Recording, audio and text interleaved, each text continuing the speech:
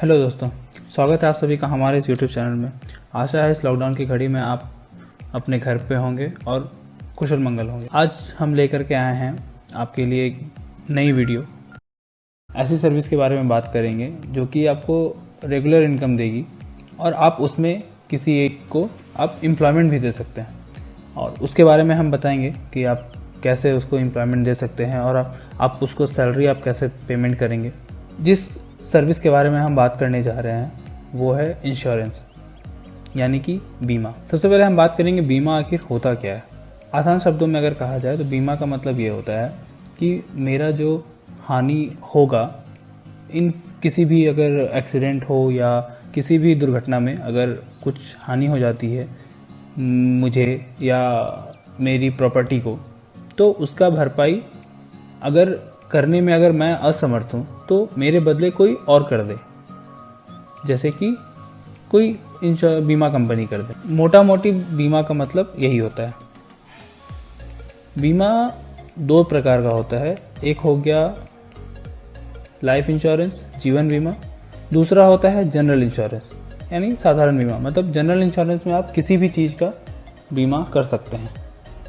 अगर नॉर्मल भाषा में अगर कहें तो पिन से लेकर के मतलब एक सुई से लेकर के एक एरोप्लेन तक का बीमा आप कर सकते हैं, जिसमें कि इंसान के अंग भी आते हैं। मतलब जहाँ पर भी किसी के जीवन का बीमा नहीं होता उसे हम साधारण बीमा बोलते हैं, यानी कि जनरल इंश्योरेंस बोलते हैं।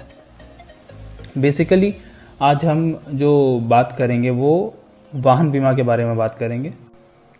वाहन बीमा हमें वाहन के द्वारा हुए दुर्घटना पर आर्थिक नुकसान होने से बचाता है। वाहन बीमा वाहन मालिक और बीमा कंपनी के साथ एक कॉन्ट्रैक्ट या एग्रीमेंट होता है, जिसके अंतर्गत वाहन चालक एक प्रीमियम पे करता है और बीमा कंपनी दुर्घटना होने की स्थिति में उस वाहन चालक को उसके नुकसान का क्षतिपूर्ति करती है, नुकसान की भरपाई करती है। वाहन बीमा देखा जाए तो दो प्रकार का होता है, एक कॉम्प्रिहेंसिव यानी कि पैकेज, जिसको हम लोग फर्स्ट पार्टी भी बोलते हैं नॉर्मल भाषा में। दूसरा होता है लायबिलिटी यानी कि थर्ड पार्टी।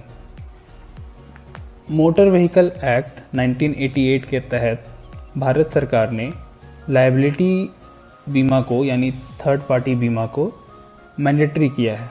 मतलब अगर आपके पास किसी भी कस्टमर के पास या किसी भी व्यक्ति के पास अगर कोई वाहन है तो उसे उस वाहन का थर्ड पार्टी बीमा करना आवश्यक है, जिसका सीधा सीधी मोटिव ये है कि मान लीजिए मेरे पास एक गाड़ी है, ठीक है, और मैं बहुत ही गरीब हूँ, मतलब मेरा वैसा कोई बैकग्राउंड नहीं है। मान लीजिए मेरा 10-15 हज़ार रुपये का सैलरी है, मैं मतलब महीने के 10-15 हज़ार रुपये कमाता हूँ।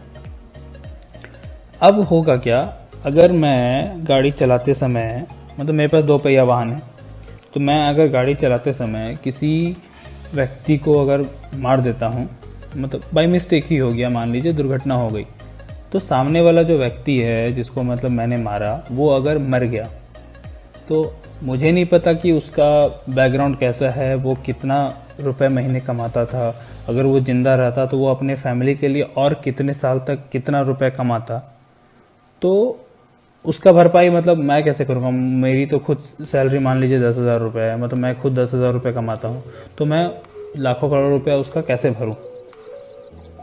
तो इसके लिए क्या होता है, मतलब जो भी दुर्घटना हो मेरे से या मेरे वाहन के थ्रू, तो वो मुझे ना भरना पड़े, मेरे बदले कोई और भर दे, जैसे कि बीमा कंपनी भर दे।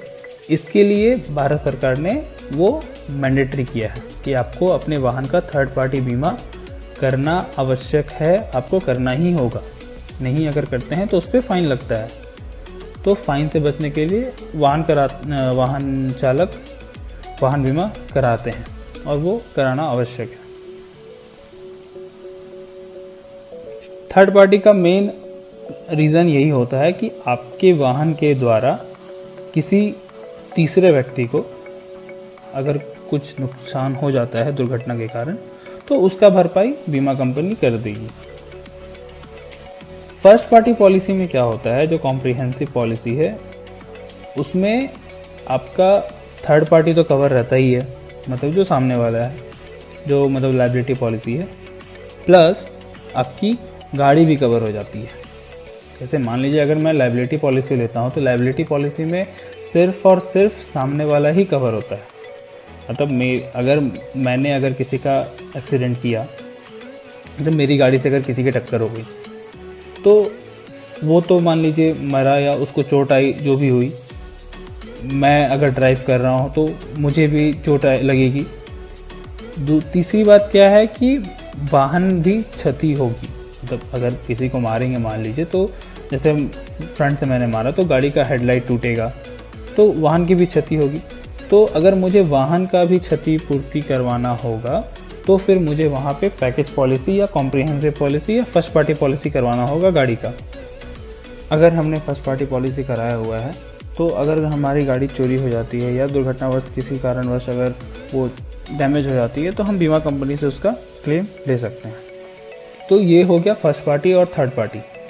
सीएससी के साथ बहुत सारी सरकारी और प्राइवेट बीमा कंपनियों का टाई अप। आप इन कंपनियों के साथ फर्स्ट पार्टी और थर्ड पार्टी किसी भी वाहन का बीमा कर सकते हैं। ये हमने आपको बताया कि वाहन बीमा में किस किस प्रकार के बीमा की जाती है। इसके बारे में विस्तार से हम आपको हमारे आने वाले वीडियो में बताएंगे। अब हम जानेंगे कि हमें कमीशन कितना मिलेगा।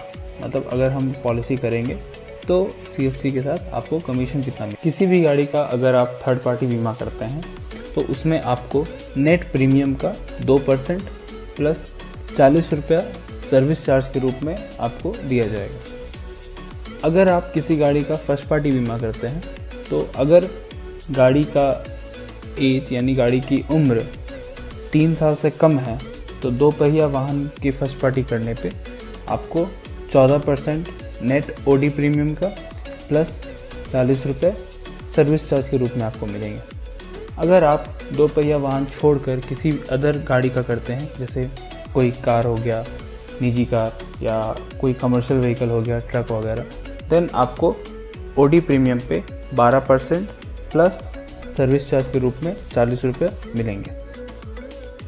अगर किसी गाड़ी का एज यानी मतलब 3 साल से ज़्यादा पुराना है, अगर कोई वाहन अगर 3 साल से ज़्यादा पुराना है और आप उसका अगर फर्स्ट पार्टी बीमा कर रहे हैं तो 2 पहिया वाहन का फर्स्ट पार्टी करने पे वैसे केसेस में आपको 14% नेट ओडी प्रीमियम का और 2% नेट टीपी प्रीमियम का मिलेगा, प्लस 40 रुपये सर्विस चार्ज के रूप में दिए जाएंगे। अगर 2 पहिया वाहन छोड़कर बाकी किसी अन्य वाहन का अगर आप करते हैं तो उस केस में आपको 12% नेट ओडी प्रीमियम का और 2% नेट टीपी प्रीमियम का प्लस 40 रुपये सर्विस चार्ज के रूप में आपको दिए जाएंगे। अब आते हैं उस बात पर जो हमने आपको वीडियो के शुरुआती में आपको बताया था कि आप इसमें किसी भी एक को एम्प्लॉयमेंट कैसे दे सकते हैं।